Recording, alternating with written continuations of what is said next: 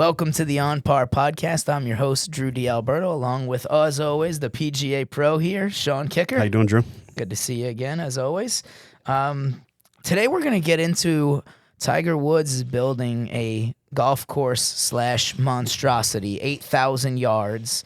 And before we get into Tiger's golf course specifically, let's talk about how these golf courses just seem to keep getting longer. It is unbelievable. Okay.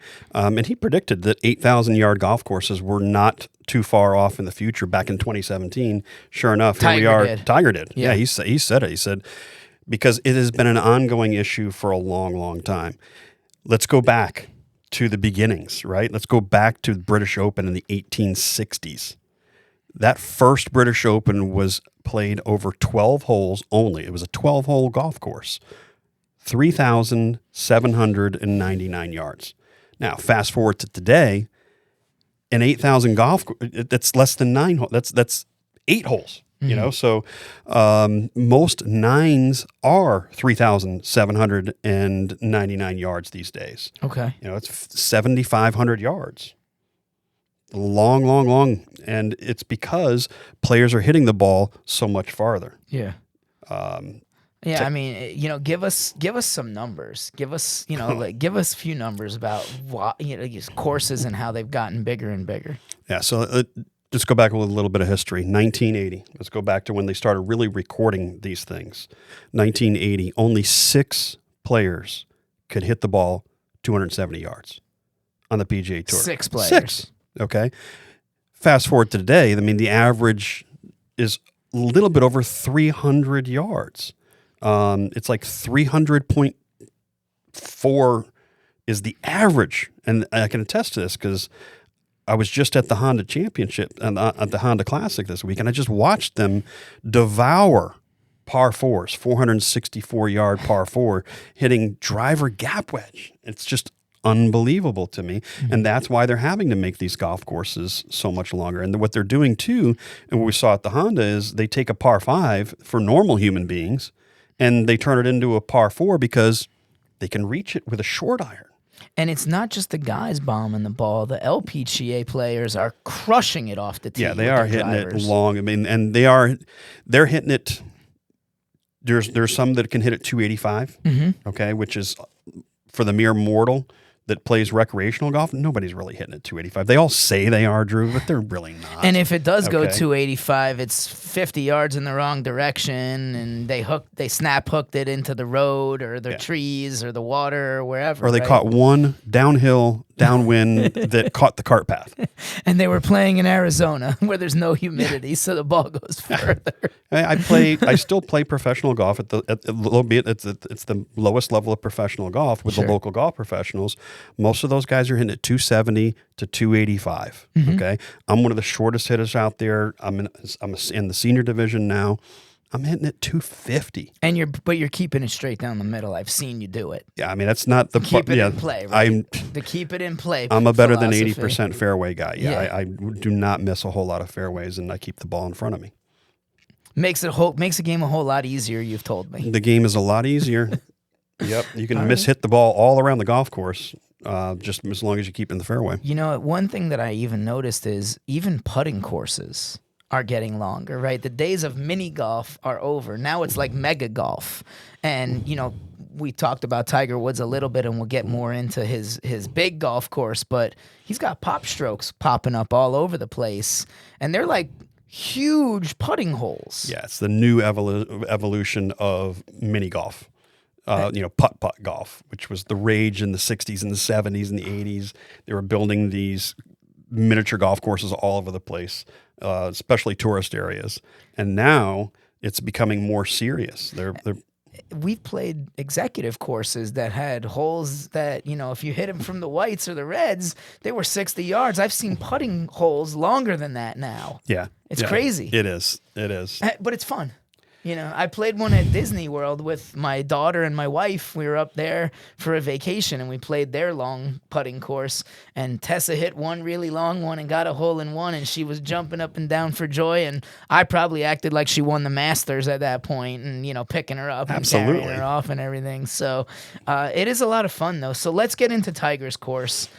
Where is it? I know it doesn't have a name yet. What's going on with that course?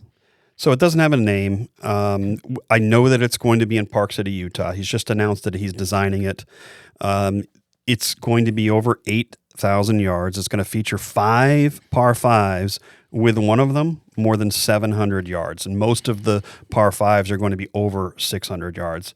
I worked at Doral I mean, that's a par 6. in the That's 90s. not a par 5 anymore. That's what I said. I said I worked at Doral in the 90s, okay? And the 12th hole was a 605-yard par 5. And the only guy that could reach that green in 2, actually it was probably 2 guys, John Daly and Greg Norman. And they were the 2 longest guys of that particular era. You know, fast forward to today, almost the entire field is able to reach that green in 2. So 600 yards is a reachable par 5, which makes it what? Makes it an eagle hole or a birdie hole.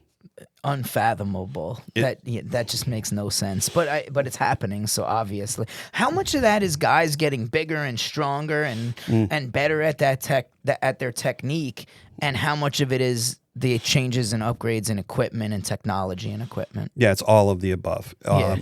When you look at the equipment is unbelievable. The ability to move that golf ball at the ball speeds that it is, the way it comes off the face versus back in 1980 when we were using woods with steel shafts. The average driver length was 42 inches. These guys are hitting 45 and 46-inch drivers. That extra length is going to add extra distance. And then when you take the club head and you make it from what was, you know, this big to this big, you got a much more effective hitting area. Well, so that takes care of the technology piece. But what about, I mean, Tiger Woods, when he started playing, was a skinny dude. Now he's huge. He's jacked. He did. And He then changed you had the game. Bryson DeChambeau in 2020. He was a skinny guy, and then he became like a bodybuilder. All of them. Look at Rory. Yeah. I mean, Justin Thomas, Jordan Spieth. These are extremely fit guys, and they're all 6 foot something, and some of them are 6'4". Phil Mickelson, Dennis, DJ, big dudes, big strong dudes, and they're always in the gym. What people don't realize is there is a tour van that goes around that's a more portable gym. And they're in there every single day, sometimes twice a day. They'll go in there first thing in the morning, then they'll go do their practice session. They'll play a practice round, and then they'll go in there again at the end of the night. So they're constantly working out. Their nutrition, they have chefs that they take with them to make sure that they're eating the right things. So just like any other sport, the athletes, they're getting bigger, they're getting stronger, they're getting more flexible. And the LPGA golfers are bombing the ball too. We've talked about that before. And, you know, they may not look like they're jacked like the guys, but they're fit and they're strong. Yeah, I mean, physiologically, there's a difference between men and women. We know this, okay? Yeah. But their golf courses are only about 1,000 yards less than the men, okay? So when we look at average length on the PGA Tour, the golf courses right now are between 7,100 and 7,600 yards on the long end. On the senior tour, you're looking at golf courses between 6,400 and 6,800 yards. And the LPGA is between 6,200 and 6,600. You know, and I look at a 6,600-yard golf course, given how far I hit it, that's my limit, okay? And we got ladies, professional golfers that bringing a 6,600-yard golf course to its knees, and they're shooting 13 to 20 under every single week, man. Yeah. So the ladies tour is as competitive as it's ever been. And when you look at the women out there, they're athletes. They are fit. They are strong. And it shows in the results. 100%. So not surprisingly, since this is the topic, your pro tip of the week has to do with distance. Yeah, you want to know how do I get more distance? And I always kid, it's like, if you want to hit the ball further, hit the ball and run 10 yards backwards. No, I'm just kidding. There's a number of different things that you can do. One is maybe you need to look at the golf ball that you're using. Because as we talked about in previous segments, there are balls that are built for distance and there are balls that are built for performance around the greens. So maybe switching to a ball that spins less, that's got a little bit higher trajectory, is going to help you with your carry distance. So start there, okay? The other thing is to take a look at your equipment. You might not have the right club in your hand for your particular swing speed. So if you are trying to swing a club that is too long, too short, too heavy, too light, you don't have the right flex, you don't have the right torque, all of those factors go into maximizing your distance. Yeah, and I've seen guys and girls use a 9.5 degree or a 9 degree or a 10.5 degree or even a 12 degree, which may be illegal on the PGA Tour. I don't know, but I've seen all different types of degrees for the driver. Yeah, generally speaking, if you have a lower ball speed or a lower club head speed, you need that extra loft. So a 12-degree driver, and the guy who actually on tour that did this, he actually for a little while was playing with two drivers. He was playing a high loft driver at 12 degrees, and he was using a low loft driver at 9.5 degrees. Phil Mickelson. There you have it. So let me ask you this then. We're talking about Tiger, so we have to bring up the GOAT conversation. I'm going to put you on the spot. Jack or Tiger? I mean, for me, I grew up watching Jack play, and it was at the end of his career. But to me, he's always been the greatest. Okay. And I look at it a little bit differently. And, Tiger is in the argument, okay? He's definitely in the argument. He's won more golf tournaments. He won 10 more golf tournaments than Jack Nicklaus did. They actually asked Tiger in an interview. I saw it, and they said, who's the greatest of all time, you or Jack? And Tiger just looked deadpan into the camera and said, that would be the guy with more majors, which is Jack. Look, we measure ourselves by championships, right? Okay. A regular PGA Tour win is just a regular PGA Tour win. That it's not as difficult, but how many AFC championships do you have versus how many Super Bowls do you have? Right. Who are you going to measure? Yeah. Okay. And Jack, later in life, I mean, the guy had 5 kids, never missed a basketball game or a football game or a soccer game. This guy would leave on a Friday night, fly back to watch his kid play football, and then fly back and compete the rest of the tournament. It's a different level of guy. And then the other thing that I look at when I talk about Jack versus Tiger, Jack had, to me, far more players that could win, real Hall of Fame champions versus the Tiger era. He was in an era where are all the legends? Okay. Who are they? So when we look at the guys that Jack was competing against, Gary Player, Tom Watson, Sam Snead, Arnold Palmer, Lee Trevino, Seve Ballesteros, Peter Thompson, Raymond Floyd. These guys won multiple major championships, won tons of tournaments. He's got 8 guys that have won 4 majors or more versus Tiger's played against guys that had 4. 4 of them won 4 majors or more. And half of those guys were after Tiger's prime. The only guy that he really had as head-to-head was Mickelson, who had won 6 major championships. And you got guys like Ernie Els, Rory McIlroy, Brooks Koepka, but those guys all came along later. They each had 4. So Jack had 8 guys that he was competing against that had 4 more majors. Tiger only had 4 guys. When you look at the overall tour wins, which is where the change is Tiger's tied with Sam Snead for the most all time at 82. Okay. Jack only had 73, but Jack didn't really play in regular tournaments at that point. Got it. From the time he was probably 36 years old, he was more interested in family. He had course design. He's the most prolific golf course designer in the world. He's got courses on nearly every single continent. Playing regular tournaments, it wasn't his thing. Got it. He played in the minimum of those and focused all of his scheduling and preparation for winning majors. And he won 18 of them. Tiger won 15. Okay. Jack versus the top 50. When you look at the top 50 in tournament wins, and the top 50 is 17 wins or more on the PGA Tour. Okay. Jack in his era had 21 of the top 50. Competing against those guys. You know how many Tiger had? 7. Wow. Now, some people can say the argument, well, Tiger was just that much better than everyone else. Okay. And that could be. Yeah. But I still look at it that Tiger sort of slipped into an era that had the weakest amount of competition. And when I say the weakest amount of competition, yeah, there was probably 500 guys that could compete, but were they winners? Mm-hmm. And there's a difference between going against a winner and guys that could contend. Yeah, top 5 versus number 1 kind of. All right, okay. And that's why I say, to me, Jack was better than Tiger. And it's an interesting argument, and I'm sure there'll be people that agree with you and people that, will get ready for the hate mail, right? The hate mail is going to come, buddy, because you cannot talk anything against Tiger because people lose their minds. They do. They literally will lose their mind over this. You wait and see. Yeah. All right. Well, let's talk about what's coming up. I know we've got April 11th. We've got the Feature Connect event for First Tee. So tell us about that. Yeah. Feature Connect event is a great event. We get the kids out and really feature them.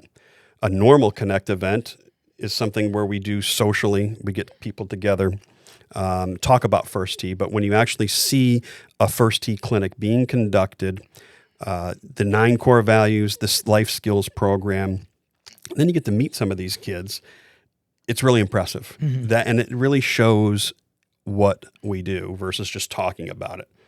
Right. And then after that, a couple weeks later, we've got May 5th. We've got the Celebrity Broadcasters Tournament, which very near and dear to me. Doc Reno has become a great friend over the last couple years. He's been on the radio for 39 years, I believe it is now, and 20 down here in South Florida. So he's been the afternoon drive time guy on Big 105.9 forever. I listened to him when I was a kid, and now, he's one of my better friends, and, it's going to be an awesome tournament. We're going to have some celebrity broadcasters. We're going to have a live podcast, the OnPar podcast. Sean and I will be there, and then we're going to go Pembroke play Lakes, in it. Yep. Then we're going to go play in it. We're also giving out some really nice ball markers with the OnPar podcast logo on them. I am searching for sombreros. We're going to wear sombreros for that tournament. There you have it. You better show up. And we're going to look really good doing it. And I think we're going to actually let spectators come in for like a $50 donation. So, we'll be wearing sombreros, not just for the 120 whatever golfers there are, but also for the fans of, the celebrity broadcasters as well. So really looking forward to that with you, and maybe some celebrities. We'll kind of tease the audience with who we might be playing with later. And then May 9th, another ambassador golf outing for First Tee. Yes, May 9th. Bridges of Springtree. It's just another 9-hole event. $20 donation. You get a $20 gift card in return. We get discounted fees to play 9 holes up in Sunrise. $20 donation and you're in, and you get $20 gift card, so it's really free. It really is free. Yeah, except for maybe the Arnold Palmer or the beer you have afterwards. You got to pay for that on your own. And at that event, we're going to be highlighting and talking about the 100-hole challenge and how that is one of our biggest fundraisers of the year. Mm-hmm. It's a lot of fun. We've got some great locations. We're expanding what we're doing. We're going to do the traditional version of the 100-hole challenge. Don't tell them. That's another episode. Yeah, that's just the next teasing it a little bit. Okay, just teasing cool. a little bit. So yeah, 4th year in a row being the chair or vice chair of that event. So really happy to go down that journey again with you. And we'll talk about that on one of the next episodes. So what about your PGA Junior Leagues for First Tee? Tell us about those again. Yeah, so we're going to have 3 seasons. We're going to have a spring season, a summer season, and a fall season. They're 8-week seasons. And the thing about the First Tee PGA Junior League is it's that entry level to competition. So mm-hmm. it's this stress-free because you're part of a team, right? It's not where you're playing your own golf ball. We play as part of a team. They're 10-person teams, 2 players you and I would be on a team. We'd play Curfton and Brian, and we've got our home jersey on, and they've got their away jersey on. It's got the number on the back with your name on it, and they get to customize everything. It's 8 matches. So we got a few weeks to talk Tessa into that, is what you're telling me. Oh, she's gonna want to. She's gonna want to be part of this because they absolutely love it. They love the uniforms and the swag that they get. They get a visor, a hat, bag tag. So if you're interested in more information, visit pgajuniorleague.com. Look for First T Broward Junior League, and it'll show the registration process and you get more information, yeah. Sign up for your kids. It's going to be a lot of fun. In addition to the 100-hole challenge episode, we've also got some training aids episodes coming up. Yeah, we shoot those live on location just so that we can show you what those are for. I'm really looking forward to those. Those might be our best watched YouTube videos coming up for sure. Yeah, I mean, there's so much training aids out there in the market, and people don't really know how to use them. Or the worst thing that I see is that they use them wrong, which completely defeats the purpose. Or they think that this one training aid is going to make everything fine, and it really isn't. So you have to learn what training aids are used for what portion of the golf swing and what fixes. All right, another hole-in-one, Sean. Thanks again. And this episode was brought to you by Steady Returns. We want to thank our sponsor, Chris Burr. If you're looking for a financial advisor with a unique outlook on the future of healthcare, Chris Burr is your guy. If you want to book an appointment with him, you're going to go to steady-returns.com and just book your appointment. Thanks again. Have a great one, everybody.